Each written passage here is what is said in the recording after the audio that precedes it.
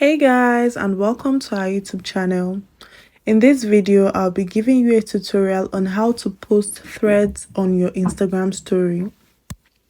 So first of all, you go to the Threads app and then you go to the particular thread you want to post on your Instagram story. You can see four icons below the thread. You click on the last icon that looks like a plane. After clicking on it, you click on story, which is the first option below. You'll be automatically redirected to Instagram, and then you click on your story, which is just below and the first option. After that, people can view the thread by clicking on it and then view on threads, which will now automatically take you there back to thread. I hope this video has helped you out. Don't forget to give this video a big thumbs up and stay tuned for more tutorials in the future.